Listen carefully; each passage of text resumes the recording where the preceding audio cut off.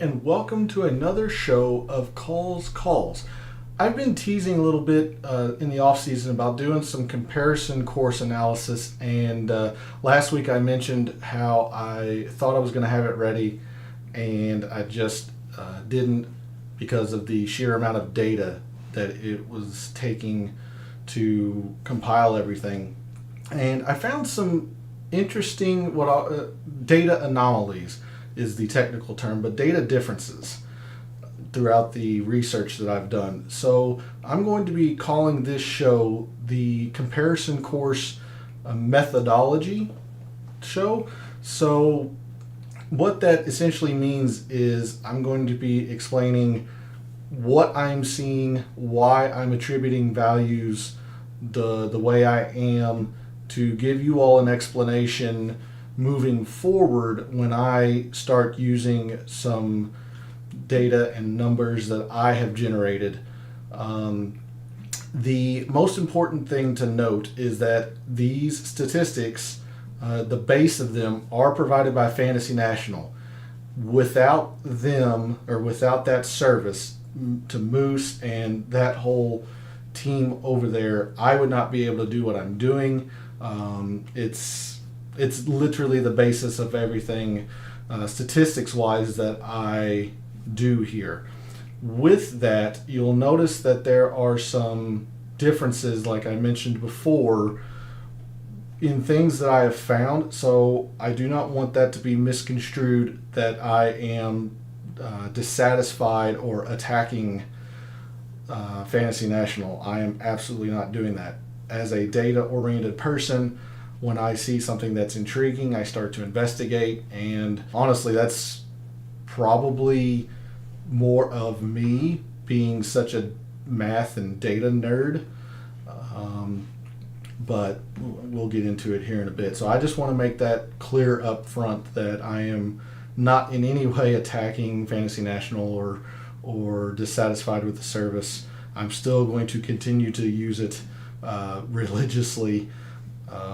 It's an exceptional tool. I am 100% advocating that you go invest in it.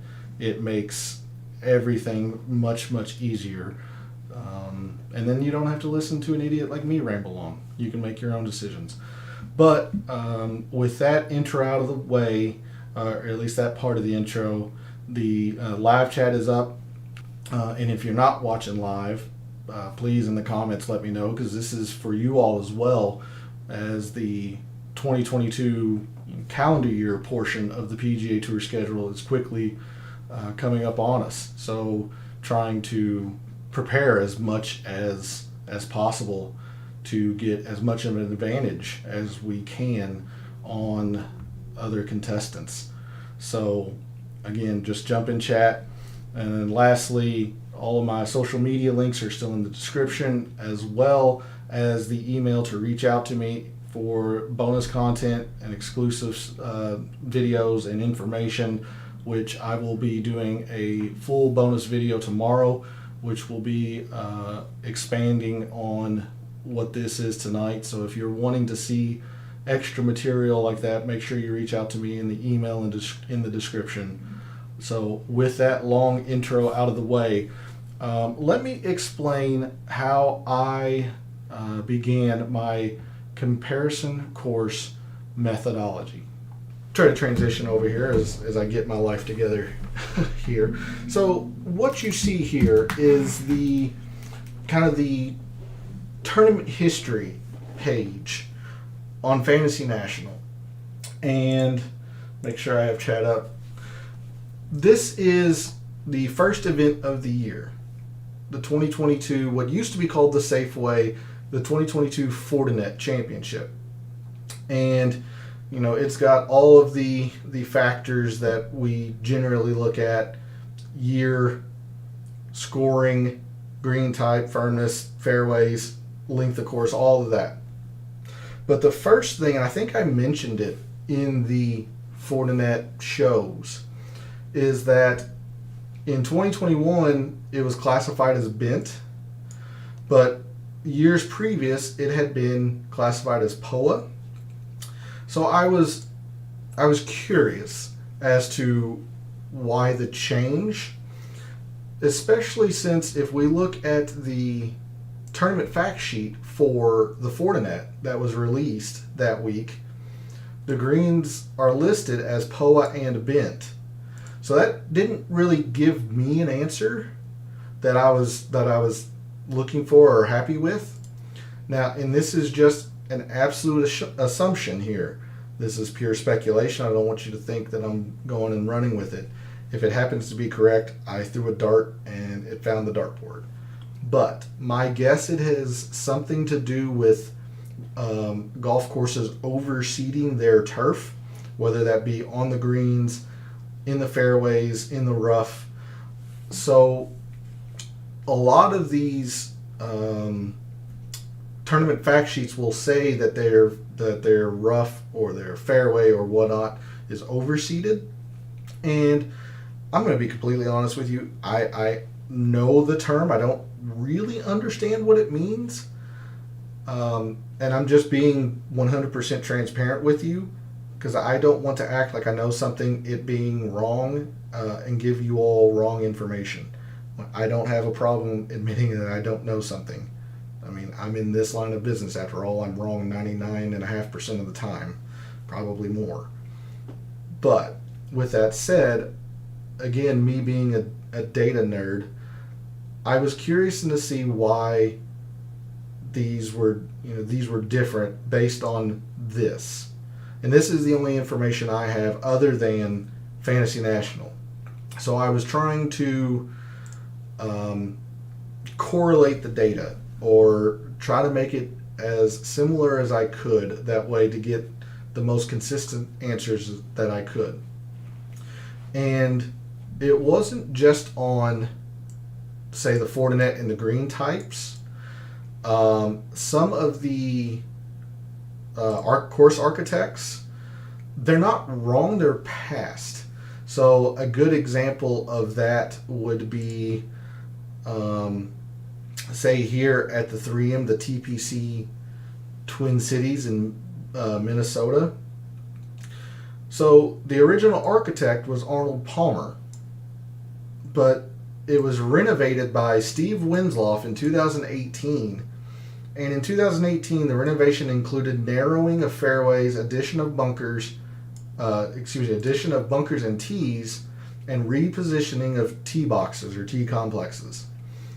So then that got me into a whole nother rabbit hole of, well, do I consider this architect Arnold Palmer, or do I consider it Steve Winslow, because the course did change some.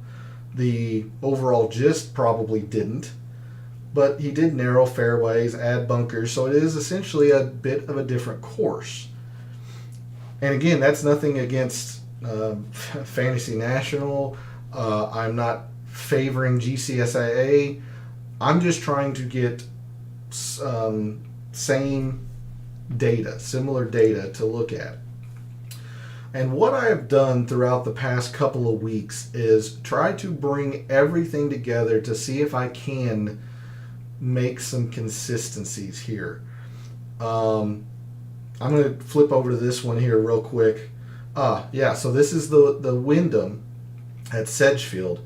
Don Ross is, an architect that is in Fantasy National, but it was renovated by Chris Spence in 2007, and but it doesn't explain what the great thing about the 3M was. It explained what the renovations were. The Wyndham doesn't. It just says the renovation architect. So, what did Chris Spence do? Did he just kind of add a grass here and there, a blade of grass? Did he move a tee an inch? I don't know. What I do like about these is it gives some basic info on the course that I would not otherwise have. For example, green size I could probably find, yardage, par, number of bunkers and water hazards is good, but honestly I like this information here. It tells you the greens, the fairways, and the rough. I don't I don't pay attention to the tees at all, but the greens, it'll tell you what type of green surface it is, bent, POA, paspalum, etc. And it generally gives the cut as well. Some of them don't, but it gives you the cut of the grass that they're going for that week. But I think that's more important in the fairways and especially the rough. You know, this is at 2.5 inches here at the Wyndham in 2021. You know, some places will have 4 inches of rough. Some will have, 1.75, 1.75. So it's really nice to see the lengths of their fairways and the rough, especially in these tournament fact sheets. So again, what I have done is an attempt at gathering all this information together in this masochistic conglomeration of stuff. It was a good week and a half of doing nothing but compiling all this information, and I'm going to switch over to Microsoft Excel. Hopefully this is explaining or showing why I'm wanting to do this, just because of the data that I see that isn't necessarily conflicting. I just don't know which one is more apt. The best case example I can give you, some players, some golfers putt better on POA versus bent. And if it's more bent than it is POA, that's going to be important to know.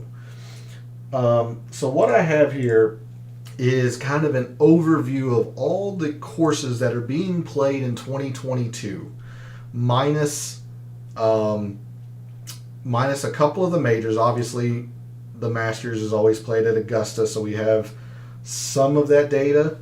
The PGA, I mean, I can look up the course, but it hasn't been played or used in a long time, so it's not in Fantasy National. U.S. Open's the same. Now, St. Andrews, the old course, is in there, but it is a bit... sorry, I'm fixing that because I'm OCD. It's a bit... I don't know what the word I would want to use this. It's in there, but all of the yardages are the same. It does list out the different, par 3s, par 4s, par 5s, but all of them are listed at the same yardage. So I didn't gather that data yet, and we still have 7 months to grab that. But for all of the other events, especially those that are routinely on the PGA Tour schedule, I went ahead and grabbed the course, the tournament that it is played. When I put architect, I am doing the most recent architect. That may be right, that may be wrong, but I'm trying to keep it consistent. So, for example, if I'm trying to think of a good comparison, well, Eastlake, the Tour Championship, it was originally a Don Ross design, but Reese Jones came in sometime, I think in the early 2000s, and renovated it. How much changed? I don't really know, but it did change. So I put the architect as Reese Jones. Sorry, let me scroll down for you. I put the architect as Reese Jones since it's the most current, the newest. Like we talked about at Wyndham, it was originally a Don Ross design, but Chris Spence came in and changed something. And so that is what I have done as far as architect. The most recent architect listed. Some of these are original. So something like TPC Sawgrass at the Players, originally designed by Pete Dye. Pete Dye and Steve Winslow came back and, not redesigned it, but redid some of it. So that's why they're both in there. But another thing too that I was really happy about as we move into the new calendar season or new calendar year of the PGA Tour season, because Fantasy National has Pete Dye Don Ross and Jack Nicklaus, we have the capability, at least, to, whenever a course does not have its architect in Fantasy National, we have the ability to come in here and see if there are other courses that maybe we can look at. And one of the best examples I can give you is Tom Fazio. Tom Fazio has 4 regular PGA Tour events on the schedule that he is the architect, a pretty brand new architect. Most of these were in the 90s and 2000s. And you can see that we can at least look at some information. Is it going to be relevant? I really don't know. It might not be. I might have wasted a week and a half of time gathering this data that ends up being not relevant. But I would rather, quote, waste that time and find out that it's not relevant than to potentially go into a gambling arena and not have every bit of information that I could have. Again, we're trying to get as much advantage on our competition as we can. So coming up with these things is something that might give us a slight advantage. You never know. So it'll be interesting to see as we work through the year how this comes into play. If it does, how much relevancy it has. So that was the explanation on the architect and the reasoning behind why I have who I have listed. Where is it? Heritage, RBC Heritage. It's got to be in here. Okay, I thought somebody had come back over Pete Dye's design, but he hasn't. That's just, again, I wish I showed you all the 2 examples on the GCSAA of the original architect and the redesign. What's the word I'm looking for? Renovation. That's the word. I've been looking at so many spreadsheets and numbers and names and such. I'm at a loss for words. But the renovation architect, I've put the most recent person or people. But something else too that as I went through and started gathering data, this again, like the architect, we have a unique capability here to really hone in on some specifics. Yardages in Fantasy National is broken into 3 categories. Short courses under 7,200, medium length from 72 to 74, and over 7,400. These yardages I have here are straight from the GCSAA, and they are different. They can differ from round to round in a tournament. So Fantasy National is going to have that information, and I trust their information more than what I have, only because this is going straight off a flat number in a GCSAA. Sorry, I was trying to click through it and that probably spazzed. This is based on a flat number given at the beginning of the tournament, whereas obviously the yardages change throughout a tournament. It'll be longer on day 1 and they'll shorten it on round 2 and so on and so forth. So by all means, I'm going to trust Fantasy National more, but as we prep for that tournament, we have the capability to really hone in on the yardage. Say something that is 72.58. We'll just use this. Oh, here's a better one. I'm sorry. Let's use this. The Shriners, TPC Summerlin, which was played in the fall. It was listed probably between 7,200 and 7,400 yards, so a medium length course. But there's quite a bit of a gap there. Turns out that this course is on the shorter end of that range, so we would have wanted to see, some other courses around that yardage, and now I am able to do that. Say I want to see 7209, 7233, 55, 58, 61, 68. So, yardages around that, that length of course. And now we have, with TPC Summerlin, we have Scottsdale, which is a double Weiskopf architecture here. Colonial, TPC2. So we have the ability to refine and hone in on specific data points if we want to. Which, spoiler alert, I'm going to want to, because I've established that I'm just a masochist and I like data. The one thing that I haven't been able to do yet, just because it is a lot of time, I need to go through and figure out the average score for each round for these tournaments, and then give it a rating: easy, average, difficult, so on and so forth. And that'll probably be part of the show next week, which is going to be a continuation of this, but it's going to be the results,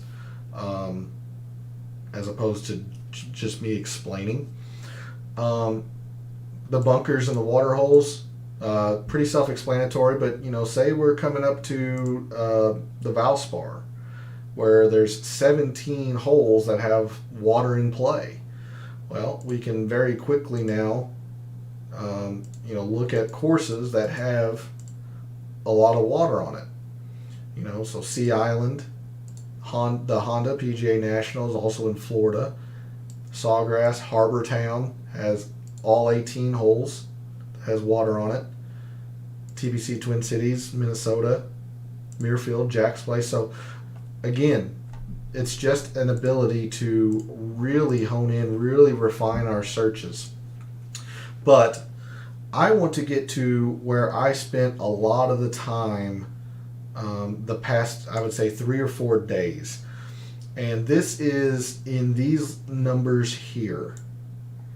And I'll explain all this gobbledygook here in a bit, trust me. But the main core of the show tonight is in these columns here. And there's a couple more, actually a few more off to the right that I'll scroll for you all. But for each tournament, I went through and assigned a score based again on Fantasy National, who I trust extensively, so I'm using their data. I gave each round a score and then summarized it to a course level. So there is a metric on Fantasy National. It says hitting fairways, how difficult it is to hit fairways. Well, let's just take a look at the Fortinet, for example, since it's the first line. We'll come to the Fortinet. So again, as I mentioned last week, I was going through the past 5 years, if a course had been used for the past 5 years, gathering all this data. I have the year listed, the course. Again, this information is straight from the GCSAA tournament fact sheet. So 2019, 2018, and in some cases 2020 due to the pandemic, those just aren't listed. And if they are, they're at a bare minimum. The older tournament fact sheets were really, really bare bones. The good thing that I did find from the older ones, a lot of them did have their stimp meter reading. But as the years have gone on with the GCSAA, they've really gotten a lot better information, or at least more information.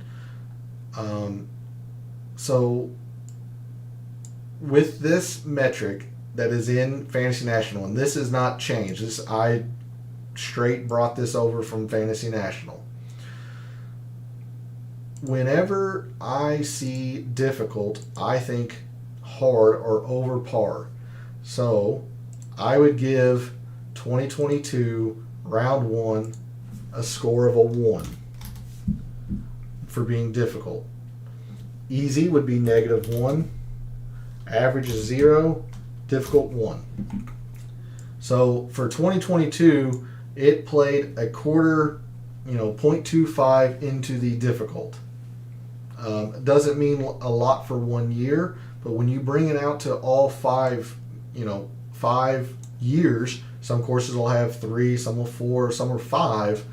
When you give this arbitrary rating system, it at least gives you an idea of how traditionally the course is played. And that is what you are seeing in this Fairways score column. Let me remove the filter thing. So in that very rudimentary scaling system, if something is a 1, it has always been difficult or hard or firm or fast or whatever is being applied. Like you can see here, long rough. So traditionally the fairways have been pretty darn hard to hit at the Fortinet with a score of 0.65. Same at the Sanderson Farms, it's a 0.55. So that's telling you it's a little bit easier, but it's still difficult to hit those fairways. At the other end of the spectrum, if something is a -1, that means it has never, ever been anything but easy to hit these fairways, or the rough has always been short every single round, every single year. So the scale of 1 to -1, with 0 being completely average, and then color scaling in between there. Is this the right way to do it? I have no effing clue. I really don't. Again, I am just trying to bring all this data together to be consistent. It might not be relevant, like I said, but at least the data is there, and we'll know if it's relevant or not, as opposed to, say, after the fact going, wow, how did we not find player Y on this course? Now we have more tools at our disposal when we prep for a tournament. So that is the rudimentary scoring system, I should say, that I gave all of these courses. And there were 5 different metrics that I gave this kind of scoring system to. And that was anything that Fantasy National labeled, but I didn't find the precise data that defined it. Hopefully that's making sense. So they would say hitting fairways was difficult or average, and without going into the absolute weeds and figuring out, okay, if a person hit 15 fairways, it was good. 14, easy. 14 fairways was average, and 9 fairways was difficult. I didn't want to go into all of that level of detail, and I thought this would suffice just to give us an idea for these 5 different metrics. So hitting fairways is 1. How long the rough is, or has traditionally, has been another one of these scores that I gave. And these were a lot more polar, or polarizing, I should say. There were a lot of 1s, a lot of -1s, very few in-betweens. So a course has either always played with short rough or always played with long rough majority of the time. You'll have some instances where, say at the Sanderson Farms, they kind of switch back from average to short here, like you can see. But again, going into a little bit of detail here, let's bring up the Sanderson Farms. And that's why I brought in some of this information over here. So thanks to the tournament fact sheet, we're able to see, how high the cut is, at least what it's listed. Perhaps they changed it in the week or during the tournament. That is something I won't know, and I truly, really trust Fantasy National that they would have that information more than I would. So I am not saying that these are wrong. I'm just bringing it together to normalize or to make this data consistent. So we can see, when I say rough cut, that's 2 inches. That's listed as average in Fantasy National, but some other courses have 2 inches of rough and it's short. So I don't know. I don't know what the right, or if there's like a cutoff or whatnot. Again, maybe overseeding is a part of this calculation. I don't know. But I'm just summarizing all this data. So there's a look at the Sanderson Farms and why or how it generates its score. So it had 1 year where it was classified as short rough. Every other year has been average length rough. So that comes out to a negative 0.2, negative being easier. When you think easier, you think under par. At least that's the mindset that I had in giving these scores. So this is basically average length rough. Sometimes it's easier, or very little it's easier. So there's the rough scores. I've given that the length of roughs. So that was interesting. We can take a look into that info in a tournament. Perhaps we can find that if a guy misses fairways, how penalizing is it? That's always going to be good to know. And then the last 3 metrics are green firmness, which all of the credit here to Fantasy National. There would be no way. I mean, there's no way to tell it on the tournament fact sheet. I wouldn't be able to tell you if I walked onto a golf course, what the rating is. Yep, this green's fat, or this green's firm. Yep, this green's soft. I mean, I can maybe see it when I play, whenever I do hit the green, because it's very, very little. But I would have no idea how to even begin to quantify that. So thanks to Fantasy National, I'm able to bring some of that data together and then give it a firmness score. So you can see here the Fortinet. Generally, those greens are firm. Almost always are firm. Whereas at the opposite end of the spectrum, Pebble Beach is generally very, very receptive. And you have things all in between. So just a quick eye. It looks like actually, no, the Summit Club, well, that's not a good example because the CJ Cup, this was the first year the Summit Club was in effect. So the greens were receptive all 4 rounds. But year over year, it looks like Pebble Beach are the most receptive greens, and the most firm year over year looks like it's at Phoenix and TBC Scottsdale. Again, this is just interesting information. Is it relevant? Yeah, but it's fun. At least it's fun for me. You all might have tuned out already. Sorry if you have, but this is interesting, and we have another piece of data that we can look at. The one metric that is different than the +1, 0, -1 scaling system is the green speed, because there are 4 different categories or sections in Fantasy National. You have Velcro, average, fast, and lightning.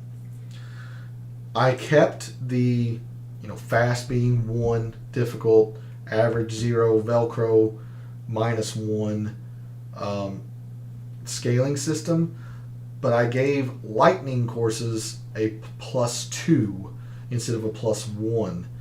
Again, is that right, wrong? That's up for debate. Again, please, if you're watching the show live, jump in. I'd love to have the discussion. Or if you're not watching the show live, in the comments, hey, what are you thinking? What do you, what kind of scale would you use, and so on. So this is the one metric that is different than the 1, 0, -1. And it turns out that there are, a few courses here that play lightning fast. Sanderson Farms has played lightning fast with an average of 1.4. Seaside at Sea Island at the RSM has been more fast than lightning, but has had their rounds of lightning. I'll say biggest culprits, but I mean the notoriously most fast greens on the tour is no surprise. It's the Masters and Bay Hill for Arnold Palmer Invitational, and Jack's Place is not far behind at 1.85. Hopefully you all can see that. I used gray arbitrarily. I needed something different than red, yellow, or red and light green and dark green, and to me gray says really bad. So that's what I went with. But something like Puerto Rico, Cocoa Beach, it has always been Velcro, always. These are the slowest greens on tour down in Puerto Rico, just because you can see it is the one course that is windy. Sorry, let me get over there, because if they had fast greens, I would imagine that course would be nigh unplayable. So they've got the slowest greens. Generally speaking, you've got the slowest greens in the tropics because of the wind that they can get, and just due to the type of surfaces they have. Like Port Royal, Bermuda, slow greens at Mayakoba. Hawaii, actually, the Tournament of Champions has some of the slowest greens because their winds can get up. They're not it's not the windiest course, but when that does get up, that course is a brute. And don't worry, we'll get into plenty of that as the tournament, Century TOC approaches. But this was the last scale, say, for the scores that I gave it, and this was back to that 1, 0, -1 scale. So yeah, that is the rating system that I gave each of those scores, and I'm going to do the same with the difficulty and the average score for each tournament. So I'll go round by round, round 1, round 2, round 3, round 4, how did it play, and assign it a score. I don't know yet how I'm going to do that. I'm still kind of working through that in my head. But it'll be interesting to compare it to Fantasy National and say, okay, this is what Fantasy National classifies as easy. This is classified as difficult, and so on. And I might go straight with them. If it's, I'll just use arbitrarily a number. I have no idea. If it plays to a stroke under par, it's easy. If it plays to a half a stroke over par, it's difficult. And anything in between is average. I don't know. But gathering that data will tell me how they're classifying it, or try to give me an idea of how they're classifying it, and then I can go off of that. So finally, I think what I want to do is explain this gobbledygook in the middle here, and that's the absolute technical term for data is gobbledygook. Just to give you all some insider terminology there. But again, is this going to matter? Honestly, probably not. But what happens if, in the rare instance, say a golfer prefers a certain type of fairway or a certain cut of fairway to others? We talk, or I talk leading up to tournaments, about Kikuyu and Zoysia roughs, how they play differently and how things can, the grass types will change players' abilities to, chip around the green and such. So what this is from the straight, golf course or, GCSAA tournament fact sheet. It lists the types of grass. So the Fortinet has Bermuda, POA, and ryegrass. Now, it's probably, predominantly Bermuda, overseeded with POA and rye, but I listed all three because I don't know, how much it plays to whatever. I don't know. I'm not a agronomist, I guess is the word. I don't take care of a golf course, so I couldn't tell you what that does.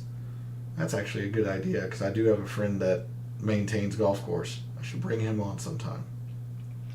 But anyway, so I listed all of the types of grass for fairway, rough, and green. So, for example, some of these were pretty easy. The plantation course at Kapalua is Bermuda all the way through. Bermuda fairways, Bermuda rough, Bermuda greens. Sometimes you have some really outlandish stuff, like at Scottsdale. You have Bermuda overseeded with fine fescue and ryegrass. So that is what the fairway grass types are. The fairway cut is the length at which they keep their length of their fairway. So some places, keep it at 4 1/4 or 0.425. Some places have it at a half. Some places have it really short, 0.35. You get some oddballs, 0.39. People are very proud and take meticulous care of their golf courses, so they cut everything to a very precise level. Perhaps a guy, once you start reaching into the 0.4 of an inch length of fairway, he really starts getting more dialed in with his irons. I highly doubt that's the case, but we might find something. Who knows? Again, it'll just be interesting to see as we move forward, looking to see if that matters at all. It very well could be, you know what? This wasn't worth a damn. Delete it. That it might very well be the case, but that is something that I'm willing to do to find out, just to give us as much possibility of gaining an advantage over our contestants. So, and then the fairway amount is what's listed as the total acreage. So total acreage of fairways. At the CJ Cup, you had 44 acres of fairways. Like Augusta National lists 100 acres of fairway. Then you come over to the rough, it's the same type of thing. At Augusta, you have 100. There it is. There you go. 100 acres of fairway, 40 acres of rough. And then you're able to compare that. Well, how difficult are the fairways to hit? Does this number come into play really? Does it not? So on and so forth. And these different cuts are interesting to see too. So, for example, you've got 3 inches of rough here that's listed as basically average. Then you've got 2 inches of rough that's listed as average. But you come down here and 2.5 is listed as short. So again, is it the grass type? Is it the overseeding? I don't know. These are taken straight from the tournament fact sheets. And these are taken straight from Fantasy National. So I'm not saying one's right, one's wrong. I'm just bringing all the data together. And then one of the biggest things I got green size, and I was basically correct because I wasn't entirely sure. You're just gonna have to take my word for it that at the summation down here, average 6,039.87 feet. So that's the average square footage of PGA Tour greens that are listed on tournament fact sheets. So 6,039. I've always said that 6,000 was tour average. I'm going to keep saying 6,000 is tour average because I'm lazy, and that's a nice round number. I'm not going to say 6,039 every time. But again, the firmness, the scores, and then the green types. I highlighted it at the Fortinet. You know, some years it's listed as POA, some years it's listed as bent. I don't know. I really don't. So it'll be interesting to see how that progresses. And this will be on a 5-year continuous cycle. So when the Plantation course at Kapalua, when they play the Century Tournament of Champions, I'll come to the Tournament of Champions page. I'll essentially remove 2017, bring all the others down, and put 2022 in there. And it'll just be a rolling 5 years. Is that right? Again, I don't know. Maybe you need 10 years of data. Maybe you need 3 years of data. Maybe you don't need any data. Maybe this is all for naught. Again,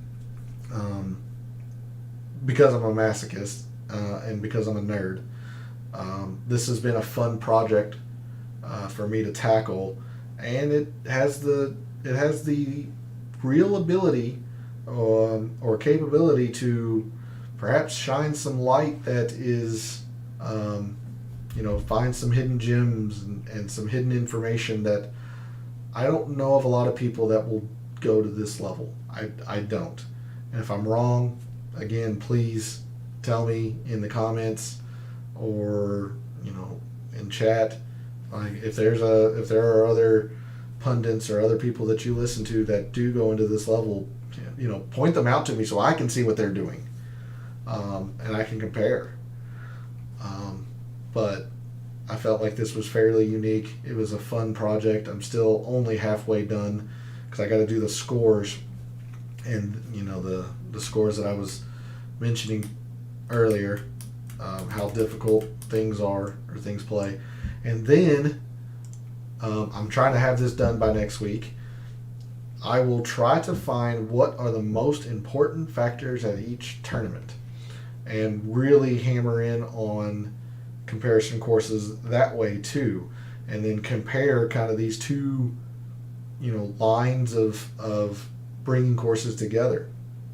I noticed that in the fall, a lot of the fall, I was using par fours as a heavy metric. Was it right? Was it wrong? I don't know. Maybe it was just those courses. Maybe it's something that I need to focus on to give better analysis. That was something that was very key for me, and a major goal of mine during this off season is to get a lot better at explaining or pointing out comparison courses when a tournament comes up. So one of mine, just to use a recent example at the RSM, I was using Sedgefield and Waialae as a comp for the RSM. It turned out to be pretty good. I didn't have the winner. I didn't have Taylor Gooch. I had him rated high, but I didn't have him as the winner. But my bets were really darn close to winning, and I did okay at the DFS portion. A little bit unlucky, but them's the breaks. So, is it something that is in the course itself? Bunkers? Is it easy fairways? Or is it something with the metrics of, hey, par threes from this length is the key to this course, or both of these courses? That's why a correlation. It'll be interesting to see. So that has been the project that I've been tackling on. That's why I was not ready last week with the comparison course stuff. Hopefully you all enjoyed the 2022 fall analysis. That was a fun side thing to put together real quick for you all. But again, in the comments, guys, let me know how what you're thinking on this, or is this something that you want to see more of, or do you think I'm wasting your time? Is this paralysis by analysis? All of those are equally likely. Is how I'll say it. So with that, that's going to be the methodology behind the comparison courses for myself moving forward. Hopefully you all had a good week. If you did bet the Hero World Challenge, I did not. I'm just all wrapped into this. The same for the QBE Shootout. If you want some content for the QBE Shootout, let me know. I'll get something together really quickly. But otherwise, I'm just going to be working on more comparison course stuff. So with that, that's going to be the show. For any bets that you made last week during the Hero World Challenge, for any bets that you've made this week for the QBE Shootout, and until I see you next Tuesday, may all your bets be profitable.